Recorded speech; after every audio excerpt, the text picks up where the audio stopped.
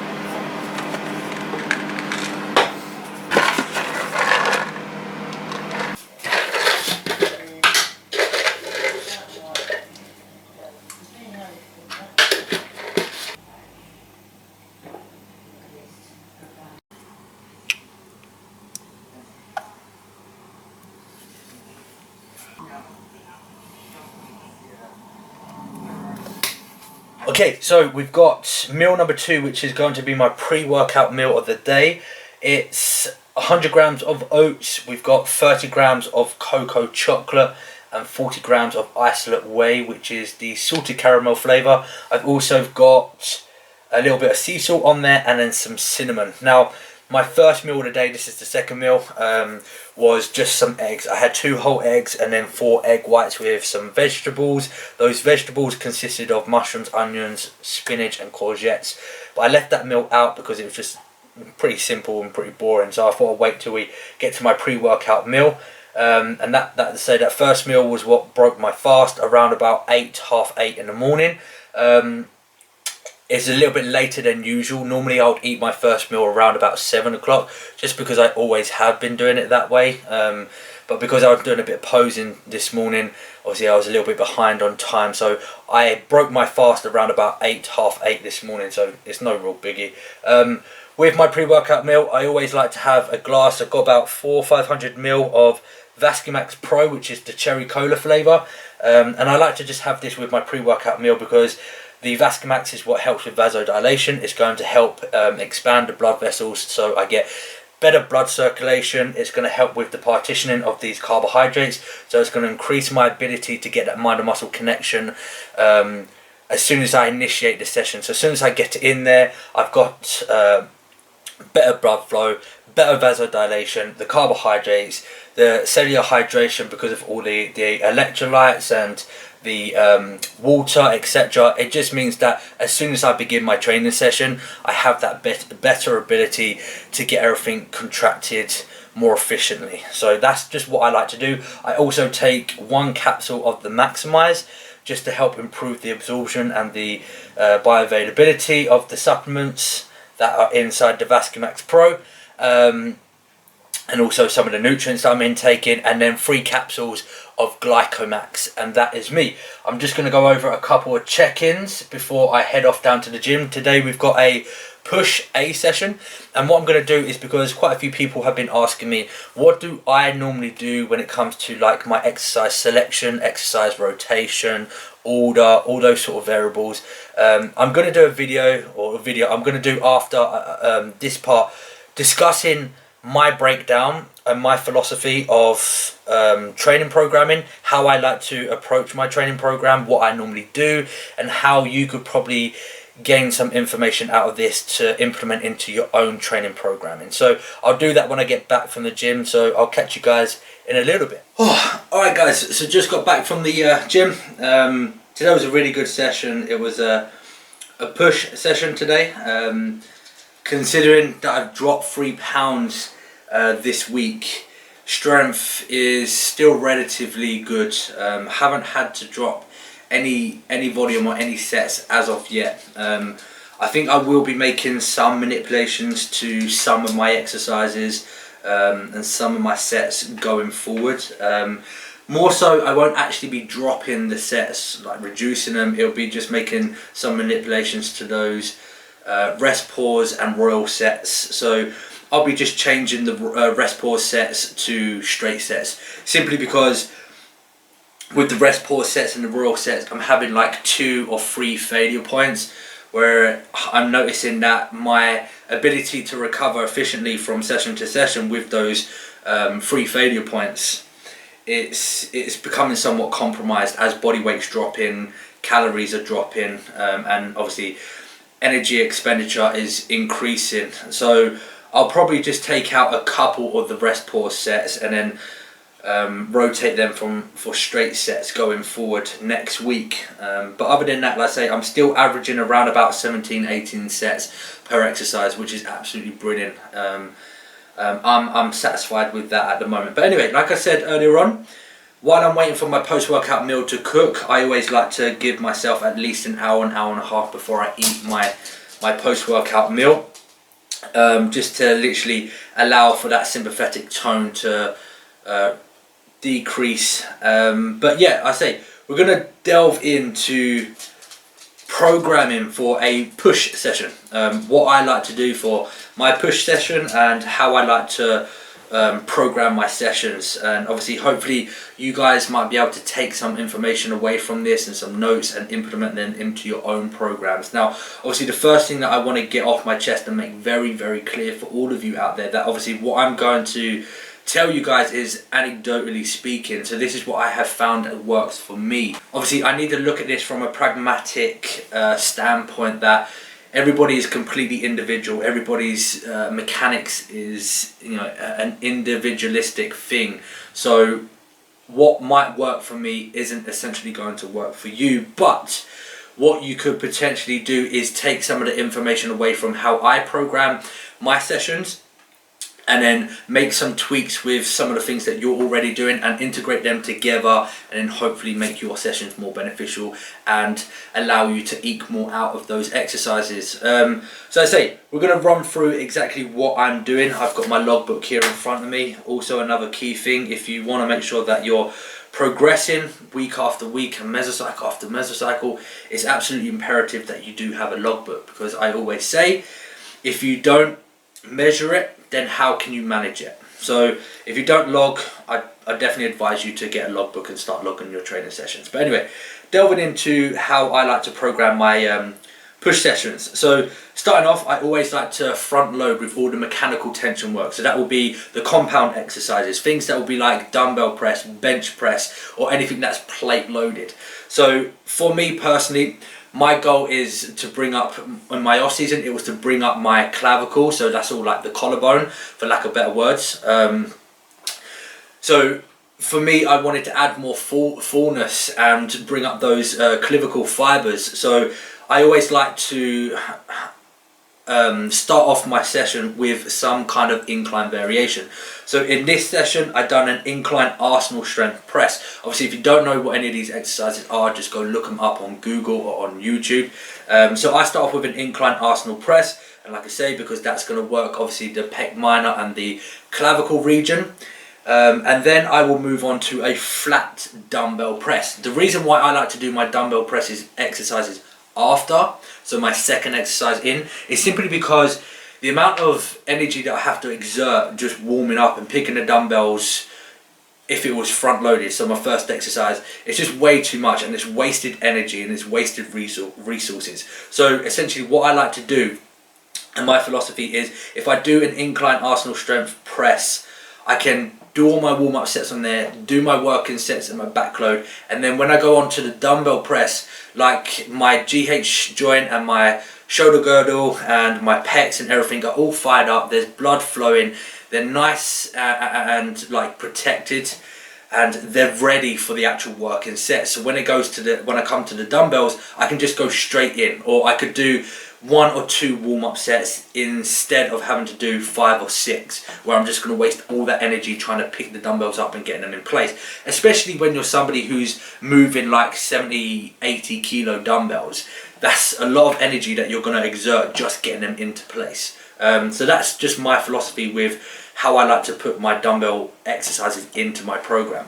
So they will be the second exercises in, and then I'll move on to a high incline press. So again, like I said, my focus during the off season and even now is to bias towards the clavicle region. So I always want to make sure that I'm getting sufficient amount of exercises on the clavicle region, because I've definitely brought my clavicle up. I've added fullness to my upper pecs, and I don't want to lose that now in the contest prep. So I'll add in 2, maybe 3 incline exercises. I don't know if it's just a psychological thing, but for me it makes me feel better. So I'll do an incline, flat, and then back to the high incline press, which is on the hammer strength. And then I will go on to an Arsenal strength wide grip shoulder press. So I was previously doing a neutral grip, so working more of the anterior delt, but I always notice that when I go into a contest prep and I start dropping body fat, my joint integrity becomes somewhat compromised and a little bit weaker, and I start accumulating a couple of niggles around my rotator cuffs and my GH joint. So I've rotated from the neutral grip to the wide grip, and it just feels a lot better for me. So that's pretty much all my compound exercises, all the mechanical tension press exercises. at the front load of this session. And essentially what I like to do with sets is literally keep everything to 2 sets. It'll be a working set and then a backload set, because my philosophy is I want to make sure that on every exercise that I'm doing, I'm making sure that I am progressing on all of them and taking them to absolute failure. Now if you have your first exercise or your second exercise and you're doing 4 sets on both of those exercises, by the time you get to like your 5th exercise and your 6th exercise, your RPE is going to be down, so your intensity level is going to be diminished. You're not going to have much energy to be able to get through the rest of that session. So I like to always opt for 2 sets, a working set and a straight set, and I can take those sets to absolute failure. So I've got a working set, backload set on all of those compound exercises, and once they're all done with, and then start moving on to like the metabolic work. So starting off with the cable fly. Sometimes I like to rotate this from either doing a seated cable fly or just a normal standard standing cable fly. After all the chest work is done, I'll move on to the side delts. So I like to use the Cybex unilateral side raise. So I like to do it unilaterally, so one side at a time.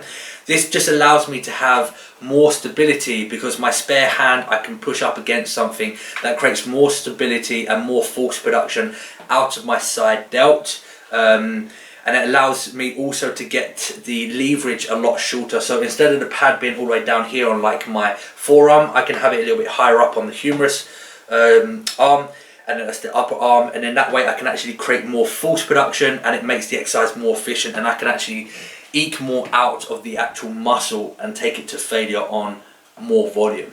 And then after that, that's pretty much it. I'll just move on to like my arm exercises, and it'll be a dual rope extension, which will be 3 sets, and then an assisted dip. The way I have these